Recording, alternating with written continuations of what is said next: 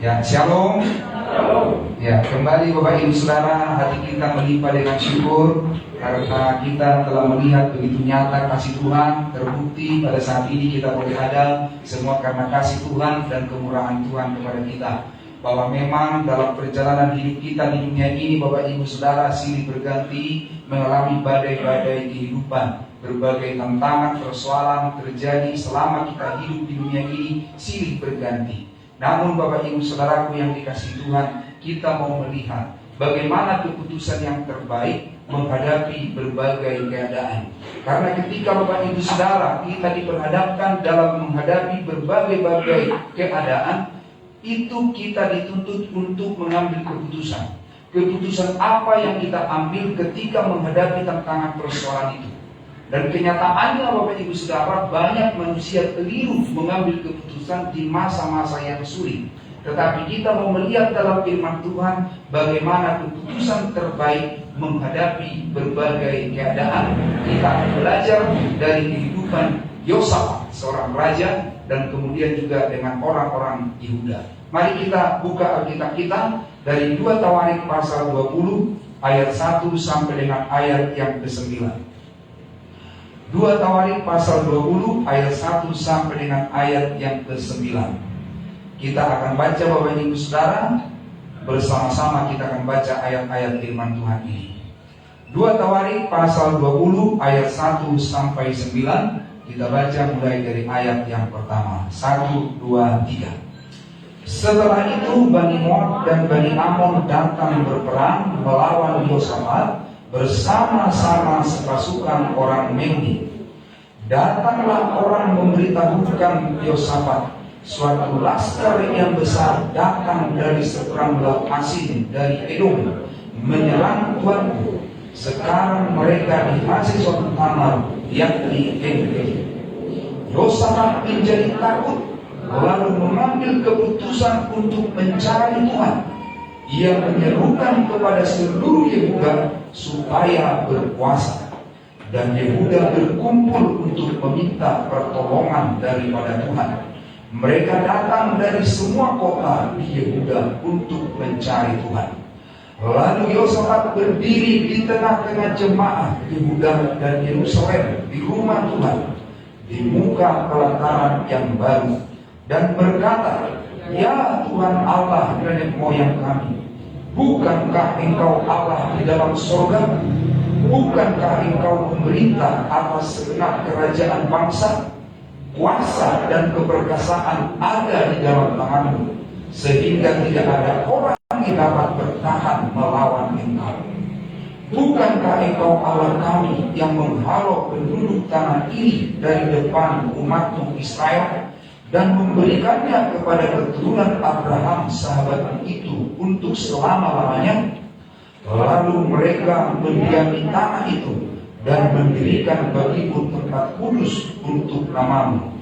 Kata mereka, "Bila sesuatu malapetaka menimpa kami, yakni pedang, penghukuman, penyakit sampar atau kelaparan, kami akan berdiri di muka rumah ini di hadapan-Mu, karena nama-Mu tinggal di dalam rumah ini. Dan kami akan berseru kepada-Mu di dalam kesesakan kami, sampai Engkau mendengar dan menyelamatkan kami." Haleluya, puji Tuhan.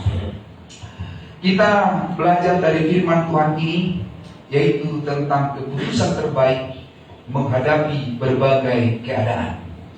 Kita sudah baca tadi Bapak Ibu Saudara, apa yang akan terjadi yang dialami oleh Yosafat dan juga orang-orang Yehuda. Bahwa dikatakan kepada raja bahwa ada laskar yang besar sedang datang dari seberang laut Asin bersama dengan sepasukan orang Meuni untuk berperang melawan raja Yosafat dan juga Yehuda. Dan ketika itu disampaikan kepada Yosafat, maka sebagai manusia ini Yosafat dia menjadi takut. Dia takut. Kenapa dia takut Bapak Ibu Saudara? Karena dia mendengar laskar yang besar datang, yaitu Bani Moab dan Bani Amon dan sepasukan orang Meuni. Kalau dilihat dari segi jumlah, ini begitu banyak musuh yang datang menyerang ini. Bila dibandingkan dengan Yosafat dan pasukannya dan rakyatnya, sangat sedikit dibandingkan dengan Bani Amun dan Bani Moab yang telah datang bersama-sama dengan sepasukan orang Meuni. Siapa yang tidak takut? Yosafat seorang raja, dia takut, dikatakan dalam firman Tuhan tadi. Selain dia mendengar laskar yang besar yang datang membuat dia takut, dikatakan bahwa mereka sudah ada di Hazezon Tamar, dikatakan di sana tadi. Di Hazezon Tamar, yakni En-Gedi. Ini membuat dia semakin takut. Kenapa? Karena musuh itu sedang datang bergerak semakin mendekat untuk berperang melawan Yosafat dan orang-orang Yehuda. Ini membuat dia juga semakin takut. Bapak, Ibu, dan saudaraku yang dikasihi oleh Tuhan, di tengah-tengah keadaan yang sedemikian ini, sebagai pemimpin yaitu Yosafat harus mengambil keputusan yang tepat, yang terbaik. Kalau dia salah mengambil keputusan, maka itu akan berpengaruh, berdampak kepada masyarakat yang dia pimpin. Apakah Yosafat di tengah-tengah keadaan yang sangat genting itu, apakah dia lari meninggalkan rakyatnya karena tidak bisa menghadapi Bani Amun dan Bani Moab? Tidak. Dia tidak mengambil keputusan untuk lari menyingkir. Tidak. Atau apakah dia membiarkan dirinya dikuasai oleh ketakutan dan kebingungan sehingga dia tidak tahu lagi mau berbuat apa? Apakah dia membiarkan dirinya dikuasai oleh ketakutan dan kebimbangan itu? Yosafat tidak mengambil keputusan itu. Atau apakah dia langsung bergerak dengan mengandalkan kekuatannya? Atau mungkin dia mencoba mempengaruhi kerajaan-kerajaan yang lain untuk boleh bersama-sama dengan dia untuk berperang melawan Bani Amun dan Bani Moab? Yosafat tidak melakukan hal yang sedemikian ketika akan menghadapi musuhnya. Tetapi apa yang kita lihat, Bapak Ibu Saudara, Yosafat mengambil keputusan yang terbaik. Ayat yang ke-30 dikatakan, Yosafat menjadi takut lalu mengambil keputusan untuk mencari Tuhan. Ini keputusan yang terbaik. Dalam dia mencari Tuhan itu, dia menyerukan kepada semua orang-orang Yehuda untuk berkumpul, berdoa, berpuasa, meminta pertolongan dari Tuhan. Ini keputusan yang terbaik, Bapak, Ibu, dan saudaraku yang dikasihi Tuhan. Jadi yang pertama yang kita mau lihat di sini, bagaimana Yosafat mengambil keputusan yang terbaik ketika menghadapi masa-masa yang sangat genting. Dia mencari Tuhan. Dia menyerukan supaya semua menyatukan hati untuk berdoa, untuk berpuasa. Ini sangat bagus. Bagaimana Bapak Ibu Saudara, ketika ada mengalami sakit penyakit, tantangan, persoalan, pergumulan dalam rumah tangga, dalam pekerjaan, apakah mencari Tuhan? Ataukah dikuasai kebingungan?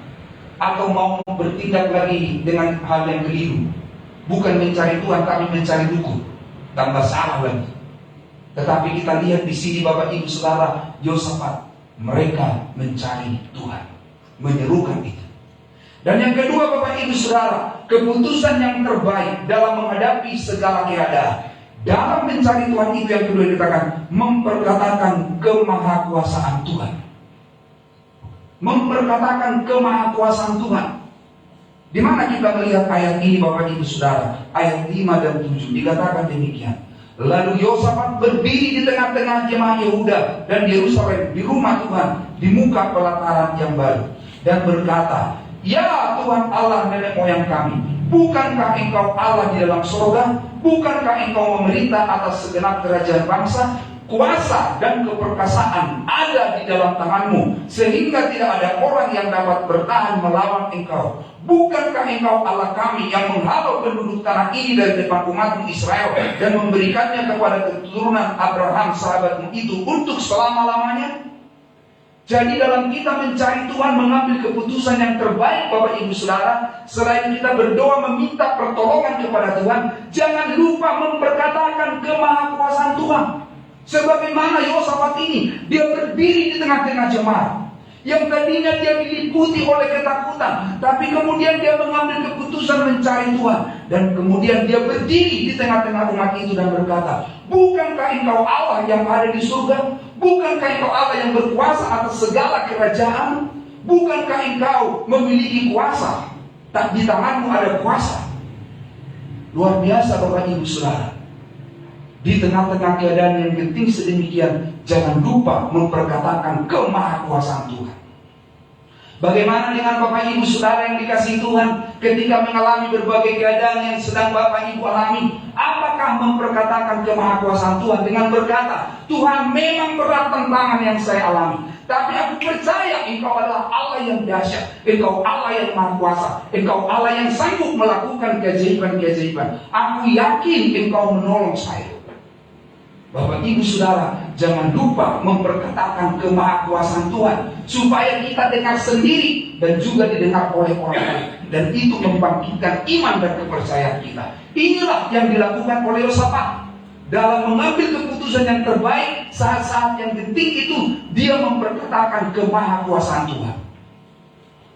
Dia bukan memperkatakan besarnya musuh yang datang.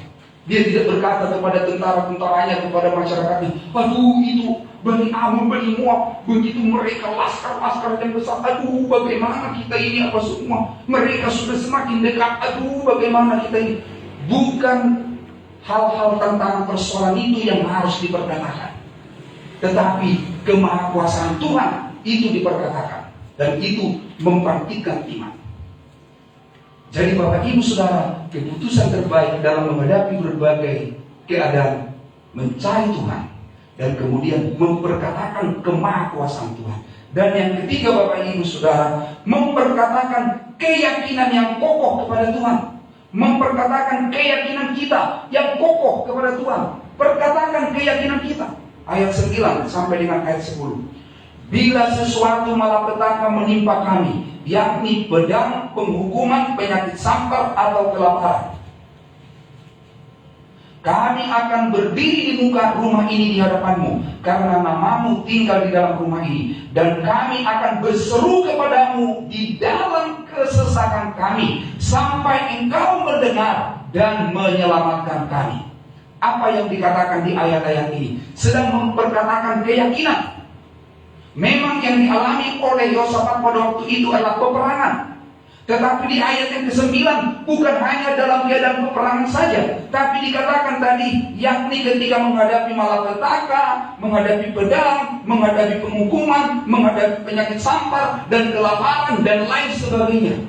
Kami akan berdiri di hadapan Tuhan sampai engkau mendengar dan menjawab kami dan menyelamatkan kami. Ini adalah memperkatakan iman. Ini memperkatakan keyakinan yang kokoh di tengah-tengah kesulitan yang sangat berat. Bapak Ibu Saudara, mungkin kita berkata, Yosafat dan orang-orang Yehuda kan itu melawan Bani Amun dan Bani Moab. Iya, itu dalam konteks ini. Tetapi dalam ayat yang ke-9 juga, ketika menghadapi penyakit sampar, umat Tuhan berdiri meminta pertolongan kepada Tuhan. Kita sekarang ini Bapak Ibu Saudara sedang menghadapi yang namanya penyakit sampar, yaitu virus corona. Dengan berbagai daya dan upaya diperbuat, dan kita melihat banyak yang korban jiwa, banyak yang menderita sakit karena COVID-19 ini. Bagaimana dalam situasi kondisi seperti sekarang ini Bapak Ibu Saudara? Selain kita juga mengikuti protokol kesehatan, yang sangat penting Bapak Ibu Saudara adalah memperkatakan keyakinan kita akan Tuhan, bahwa Dia menolong kita tepat pada waktunya. Dialah yang berdaulat atas seluruh kehidupan kita. Dialah yang berkuasa atas segala yang terjadi di muka bumi ini. Dialah yang berdaulat di atas segala-galanya. Jadi Bapak Ibu dan saudaraku yang dikasihi Tuhan, ketika kita mengalami tantangan persoalan, perkatakan iman kita itu. Tuhan, aku berdoa, aku yakin Engkau pasti menolong saya. Sama seperti Yosafat dan juga orang-orang Yehuda. Kemudian kalau kita perhatikan di ayat yang ke-20, apa dikatakan di sana? Keesokan harinya pagi-pagi mereka maju menuju padang gurun Tekoa. Ketika mereka hendak berangkat, berdirilah Yosafat dan berkata, dengar hai Yehuda dan penduduk Yerusalem, percayalah kepada Tuhan Allahmu dan kamu akan tetap teguh. Percayalah kepada nabi-nabinya dan kamu akan berhasil. Ini yang tadinya Yosafat sudah takut, tapi sekarang berubah menjadi berani. Dia memperkatakan imannya, dia memperkatakan tentang kemahakuasaan Tuhan. Dia berkata, percayalah kepada Tuhan, maka engkau akan tetap teguh. Orang yang tetap teguh dalam menghadapi berbagai keadaan adalah orang yang percaya kepada Tuhan, yang menyerahkan seluruh hidupnya kepada Tuhan, dan yakin Tuhan menolong dengan cara Tuhan yang ajaib. Jadi Bapak, Ibu, dan saudaraku yang dikasihi Tuhan, keputusan terbaik ketika kita menghadapi berbagai keadaan, jangan lupa memperkatakan keyakinan kita yang kokoh akan Tuhan. Amin Bapak Ibu Saudara. Bagaimana Bapak Ibu Saudara ketika mengalami tantangan persoalan, adakah memperkatakan keyakinan iman yang kokoh? Saya percaya Bapak Ibu Saudara, Bapak Ibu pun menyatakannya, dan kita bisa melihat keajaiban pertolongan dari Tuhan. Haleluya, puji Tuhan. Selain memperkatakan keyakinan kita yang kokoh kepada Tuhan, apalagi yang dilakukan oleh Yosafat dan juga orang-orang Yehuda pada waktu mengalami masa-masa yang genting itu? Mereka menyanyikan nyanyian syukur bagi Tuhan. Mereka menyanyikan nyanyian syukur bagi Tuhan. Pak Pendeta, mereka menyanyikan syukur itu pada saat kapan? Kalau kita lihat dalam ayat ini Bapak Ibu Saudara, mereka menyanyikan nyanyian syukur saat akan menghadapi masa kesesakan. Saat akan menghadapi masa kesesakan. Kepada mereka, Yosafat disampaikan ada Bani Ammon, Bani Moab akan datang. Belum datang, tetapi akan datang dan sudah semakin dekat. Tetapi dikatakan di sana, saat mereka mau menghadapi hal itu, mereka menyanyikan nyanyian syukur. Jadi saat kapan kita menyanyikan nyanyian syukur? Pertama, saat akan menghadapi masa kesesakan. Ayat yang ke-19 dikatakan di sana. Beberapa waktu berselang, 2 Tawarik pasal 20 ayat yang ke-19, demikian firman Tuhan. Kemudian orang Lewi dari Bani Kehat dan Bani Korah bangkit berdiri untuk menyanyikan puji-pujian bagi Tuhan Allah Israel dengan suara yang sangat nyaring. Ini mereka saat akan menghadapi kesesakan itu, mereka menyanyikan syukur kepada Tuhan. Dan kemudian Bapak Ibu Saudara, saat kapan lagi menyanyikan pujian kepada Tuhan? Yaitu saat sedang menghadapi masa kesesakan. Ayat yang ke-22. Ketika mereka mulai bersorak-sorai dan menyanyikan nyanyian pujian, dibuat Tuhanlah penghadangan terhadap Bani Ammon dan Bani Moab dan orang-orang dari pegunungan Seir yang hendak menyerang Yehuda, sehingga mereka terpukul kalah dan diberikan kemenangan kepada Yosafat. Saat itu mereka sudah sedang menghadapi peperangan, tapi mereka menyanyikan syukur kepada Tuhan. Mereka sedang menghadapi tantangan, tapi mereka bersyukur kepada Tuhan. Jadi Bapak Ibu Saudara, kita menyanyikan nyanyian syukur saat akan menghadapi kesesakan, sedang saat menghadapi kesesakan, dan kemudian yang ketiga, saat sudah melewati masa kesesakan. Ayat yang ke-26 dikatakan demikian. Pada hari keempat mereka berkumpul di lembah pujian. Di sanalah mereka memuji Tuhan, dan itulah sebabnya orang menamakan tempat itu lembah pujian hingga sekarang.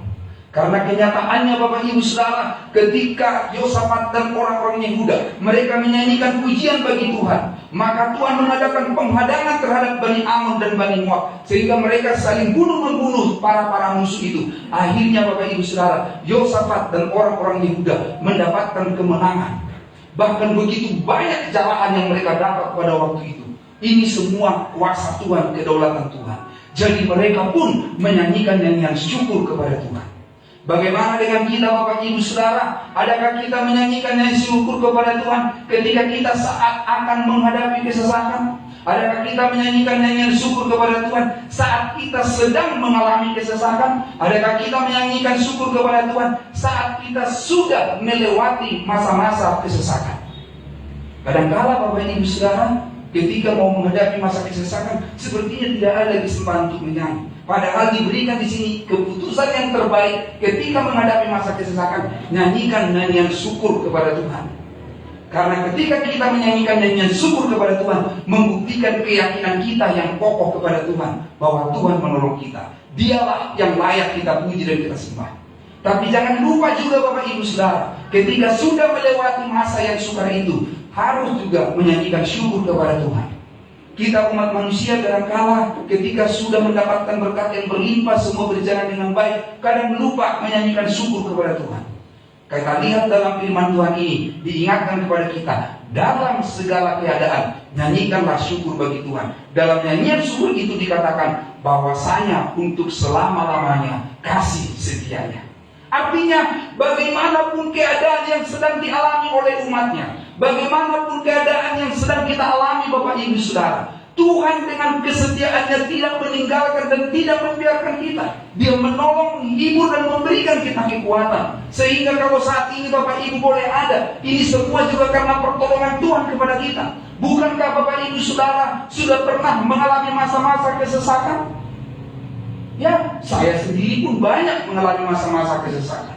Tetapi saya bersyukur terbukti kasih setia Tuhan memberikan pertolongan. Dan mari Bapak Ibu Saudara, di masa-masa kesesakan, sukalah menyanyikan nyanyian syukur kepada Tuhan. Bersyukurlah kepada Tuhan, sebab Dia baik. Makanya dikatakan, tiada hari tanpa mengucap syukur. Karena kasih setia Tuhan terus nyata dalam hidup kita dari hari ke hari, bagaimanapun keadaan yang sedang terjadi, yang kita alami. Kemudian yang terakhir Bapak Ibu Saudara, bagaimanakah keputusan yang terbaik menghadapi masa-masa kesukaran? Yaitu mentaati yang Tuhan firmankan. Di ayat 14-17 dikatakan demikian. Lalu Ahasiel bin Zakaria bin Benaya bin Matanya, seorang Lewi dari Bani Asaf, dihinggapi roh Tuhan di tengah-tengah jemaah dan berseru, camkanlah hai seluruh Yehuda dan penduduk Yerusalem dan tuanku Raja Yosafat, beginilah firman Tuhan kepadamu, janganlah kamu takut dan terkejut karena laskar yang besar ini, sebab bukan kamu yang akan berperang, melainkan Allah. Apa yang dikatakan oleh firman Tuhan di sini? Janganlah kamu takut dan terkejut. Itu Tuhan katakan kepada Yosafat dan juga penduduk Yerusalem, orang Yerusalem dan orang-orang Yehuda. Jangan takut, jangan terkejut. Tapi tadi kan Yosafat sempat takut. Oh iya, memang dalam secara manusia sempat dia takut. Tapi kemudian dia mengambil keputusan yang terbaik, mencari Tuhan. Dan Tuhan berfirman kepadanya, jangan takut dan terkejut. Artinya apa Bapak Ibu Saudara? Kita secara manusia mengalami berbagai keadaan, memang ada takut. Tetapi jangan biarkan ketakutan itu menguasai kita. Itu Bapak Ibu Saudara. Makanya dikatakan, janganlah takut. Jadi firman Tuhan kepada kita itu menjadi jawaban bagi kita, di mana Dia berkata, janganlah takut dan jangan terkejut dengan laskar yang banyak itu, dengan tantangan persoalan yang terjadi itu. Jadi Bapak Ibu dan saudaraku yang dikasihi oleh Tuhan, di tengah situasi sekarang pun yang sedang terjadi ini, siapa yang tidak takut? Saya pun takut juga secara manusia Bapak Ibu Saudara. Tetapi dalam ketakutan ini kita harus mengambil keputusan yang terbaik, yaitu mencari Tuhan Bapak Ibu Saudara, memperkatakan kemahakuasaan Tuhan, memperkatakan keyakinan kita yang kokoh akan Tuhan, menyanyikan syukur kepada Tuhan dalam segala keadaan, taat akan firman Tuhan. Firman Tuhan bilang jangan takut, jangan terkejut, jangan kita dikuasai ketakutan Bapak Ibu Saudara, sehingga saking takutnya pun orang datang beribadah pun tidak mau. Padahal ke tempat-tempat lain juga banyak yang pergi. Bapak Ibu Saudara, kemana pun kita pergi Bapak Ibu Saudara, kita memang menjaga protokol kesehatan, melaksanakannya Bapak Ibu Saudara. Tetapi jangan dikuasai oleh ketakutan. Apalagi Bapak Ibu takut untuk berkumpul memuji menyembah Tuhan, sedangkan yang lain-lain dan lain-lain sebagainya bisa berkumpul. Bagaimana ini Bapak Ibu Saudara? Kita diingatkan oleh firman Tuhan supaya kita taat akan firman Tuhan. Jangan dikuasai oleh ketakutan. Serahkan hidup kita kepada Tuhan. Dialah yang menolong kita Bapak Ibu Saudara. Memang kita harus menjaga jarak, memang kita harus mencuci tangan, memang kita harus pakai masker dan lain sebagainya Bapak Ibu Saudara. Karena kalau kita tidak melakukan hal itu namanya kita mencobai Tuhan. Dan kita dilarang untuk melakukan hal itu. Diberikan kita hikmat untuk menjaga kesehatan kita Bapak Ibu Saudara. Tetapi ingat, jangan dikuasai oleh ketakutan. Yesus berkata, Tuhan berkata, janganlah takut. Sebagai ayat penutup yang mau kita baca bersama-sama Bapak Ibu Saudara dalam firman Tuhan pada saat pagi hari ini, Yesaya 41 ayat 10. Mari Bapak Ibu Saudara, kita akan baca ayat ini. Yesaya pasal 41 ayat 10. 1, 2, 3. Janganlah takut, sebab aku menyertai engkau. Janganlah bimbang, sebab aku ini Allahmu. Aku akan meneguhkan, bahkan akan menolong engkau. Aku akan memegang engkau dengan tangan kananku yang membawa kemenangan. Nah, kalau dihayati ayat ini Bapak Ibu Saudara, oh luar biasa. Tuhan sudah bilang jangan takut, jangan bimbang. Tapi kalau kita dikuasai ketakutan, kebimbangan, Tuhan bilang engkau tidak menghormati saya. Saya sudah ngomong sama kamu, jangan takut, jangan bimbang. Aku menyertai engkau, aku memegang engkau dengan tangan kananku. Tapi kamu terus masih takut sekali. Berarti kamu belum mempercayakan seluruh hidupmu kepadaku. Kamu masih berusaha untuk menjaga kenyamanan dengan usahamu sendiri. Kurang meyakini penyerahan diri kepada Tuhan.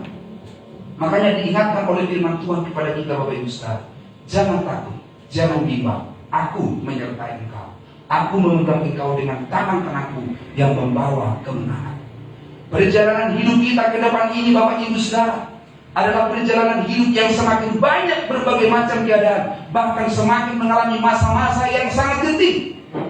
Tetapi ingatlah, dalam semua keadaan yang terjadi itu, jangan lupa mencari keputusan yang terbaik, yaitu mencari Tuhan, meminta pertolongan dari Tuhan, menyanyikan syukur kepada Tuhan, perkatakan kemahakuasaan Tuhan, perkatakan keyakinan kita yang kokoh akan Tuhan, dan imani, ya amin akan firman Tuhan. Itu memberikan kita kemenangan dalam menghadapi segala sesuatunya. Apa yang terjadi Bapak Ibu Saudara setelah Yosafat dan juga orang-orang Yahudi mencari keputusan yang terbaik, mengambil keputusan yang terbaik, yaitu mencari Tuhan. Ketakutan berubah menjadi sukacita. Dan kemudian Bapak Ibu Saudara, mereka dipenuhi dengan pujian, mereka diberi kemenangan oleh Tuhan, dan mereka memperoleh berkat yang berlimpah. Dan pada akhirnya semua untuk memuliakan Tuhan. Makanya mereka memuji Tuhan di lembah pujian, memuji menyembah Tuhan. Demikian pun dalam hidup kita, dalam segala situasi kondisi yang kita alami, tetap memuji menyembah Tuhan. Ketika Tuhan sudah menolong kita melewati masa-masa yang sukar itu, kita bersyukur kepada Tuhan. Dan semua untuk hormat dan kemuliaan bagi nama Tuhan. Biarlah Roh Kudus menolong kita semua Bapak Ibu Saudara, dalam menghadapi masa-masa yang sulit dalam hidup kita, selalu mengambil keputusan yang terbaik, mencari Tuhan. Tuhan Yesus memberkati kita sekalian. Amin.